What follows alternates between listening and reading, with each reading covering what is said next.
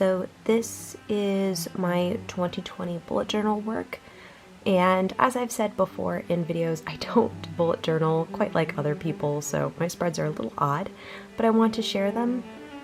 I'm trying out a new system. I was inspired by Tiffany Julia's channel. She does a lot of scrapbooking style journaling. I'll go ahead and link her down below. But she recommended another creator, Susanna Conway, who does this Unravel Your Year ebooks. They're for free, and also this picking a word for the year. And I decided to give it a shot, so my word this year I picked was metamorphosis. And these are just my yearly spreads that I'm going to use throughout the year, like reading trackers. I really want to read more this year. I did pretty poorly last year with reading, and it's something I really need to work on. I even got a Kindle, which I have not had an e-reader for many, many years, so I'm really hoping to do a little better on that this year. I'm also trying out her ebook on love letters. She did it in the book of April. I'm just doing it whenever I feel like it. Journaling about personal stuff is very, very new to me. I'm not used to doing that. Creative writing is one thing. I can create a story with a world and characters and politics pretty simply, but writing about myself is actually really hard for me to do. I've often said that I'm kind of scared of my own head, so that's something that I started to learn how to do late last year. And it's been really helping my writing too, so I'm going to pull it into this year as well. This smaller journal is going to be for January. I might be able to use it for February as well, because like I said, I don't use as many spreads as most people do. But we'll see how much the actual journaling takes up. But as you can probably tell, Alice in Wonderland is still a recurring theme for me. I am still working on Clock Strikes, which is very loosely based on Alice in Wonderland. It's a lot of transformation, specifically emotional transformation, more so than I originally figured. Ah yes, and Han Solo will be playing an active role in keeping my pages down, because I can't be bothered to go get a clip right now. But yeah, this particular card says the words, "I think I could if only I knew how to begin," which I think is really appropriate for the beginning of the year and the start of really getting into some personal journaling.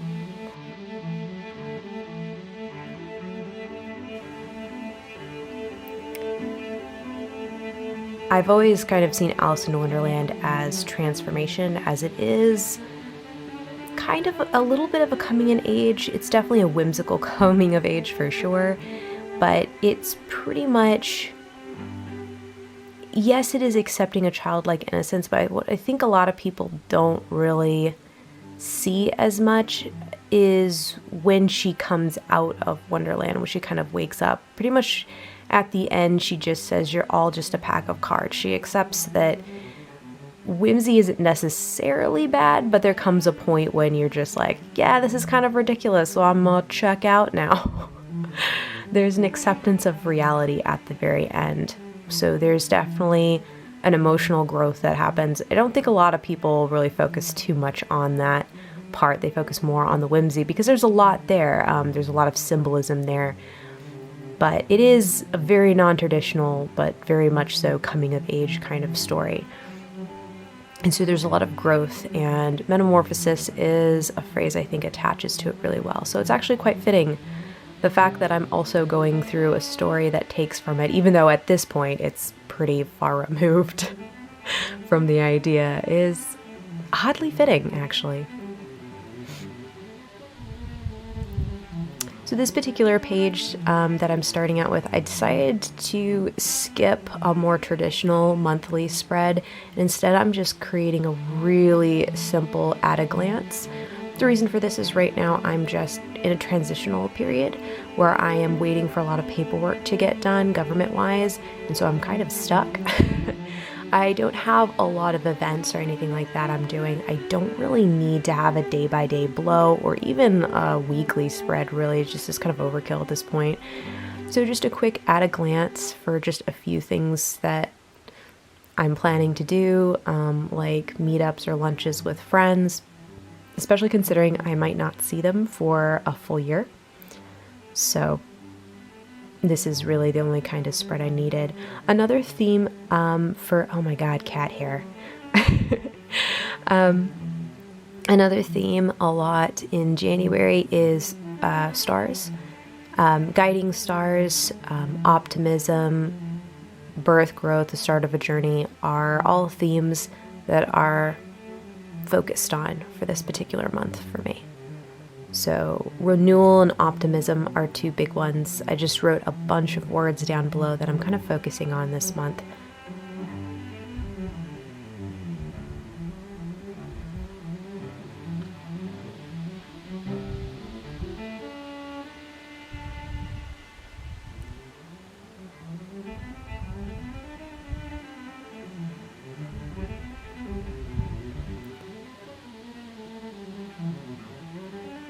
The next spread I'm creating is going to be just a little list.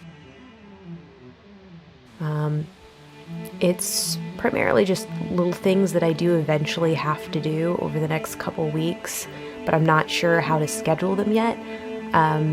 Just tasks that I really need to do before I leave for Japan again. So, and since I don't know my exact leave date, it's somewhere between now and early February. So because I don't have an exact date yet, and I won't until last minute, these are just things that I need to do sooner rather than later, but don't have an exact time to do them. So I'll put them in kind of a haphazard list here, kind of a brain dump, if you will. I always have at least one or two brain dump pages because I do use them. And then once I figure out a little bit more of what I need to be doing, or how much time some of these tasks are going to take up, I can actually put them in the month at a glance and just pick a day to actually get them done within the next week or two.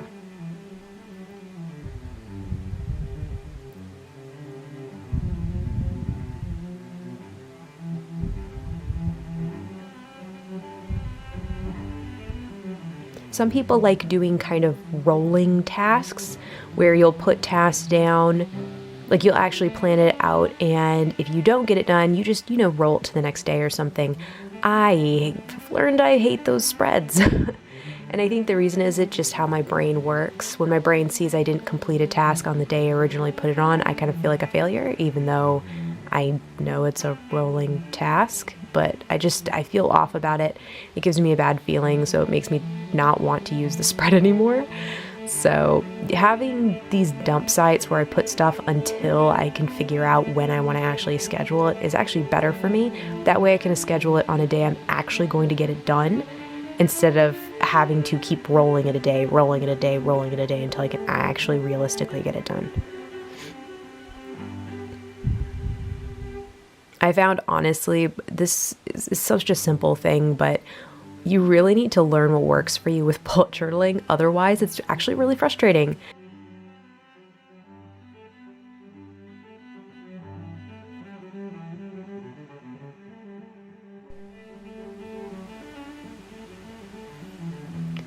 Since positivity is something that I'm really trying to focus on a lot, I decided to create these little bubbles of optimism. They're just things to think about I'm grateful for or really up my mood.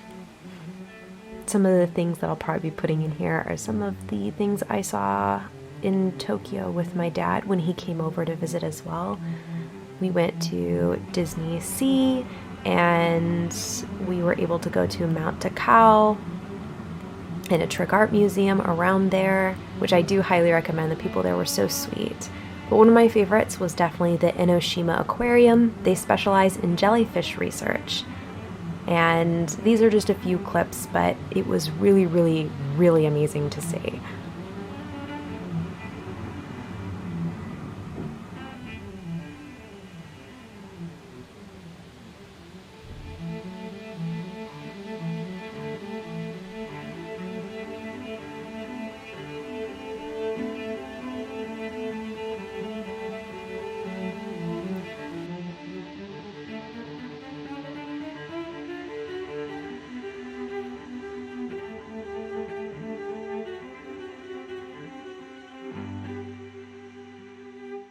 As I said before, one of my goals for this year is to get a lot more reading done. I don't necessarily have a hard number goal I would like to reach. It's more I want to read at least a few books a month. At least 2, I'm thinking, preferably 3 a month would be ideal, because I know I can at least do that. I used to read an insane amount of books when I was a kid, so I know I'm capable of doing it. It's just sitting down and doing that instead of completely zoning out and staring at a wall, which I am totally guilty of doing when I get really overtired. Also, sometimes I will be on my phone before sleeping, which is not good. It actually hinders my sleep cycle. So actually reading a physical book or an ebook that uses ink like my Kindle actually will help, because I actually have the Kindle before it got lights on it, so I can't really read it in the dark, so hopefully that will assist my brain in shutting down naturally, because I'm pulling away from any kind of electronic harsh lighting. My sleeping is still pretty good. It's not at a critical stage or anything, but it's just one of the many small things I can do just to make sure I stay healthy, and also can assist my creativity, because reading is something that really helps my writing, and it's something I've kind of let fall by the wayside a bit over the last year. So last year I really didn't read very many books, so we're really gonna try to fix that this year. Also, my reading list, my to-read list is insane, so I really need to chip away at it bad. If you guys have recommendations, let me know, because I'm always game to add more. But that's it for January. I will be using the other pages after that for journal entries, and I just kind of make them as I go. Like I said, I don't like unused spreads. They anger me. So I kind of make spreads as needed. So that'll be it for now, but thank you guys so much for watching, and I hope you're having a good start of 2020. I really look forward to doing some videos in the future in Japan for you, and yeah, definitely let me know in comments if you guys are doing any kind of journaling, if you guys have reading goals or writing goals this year, and what you're looking forward to.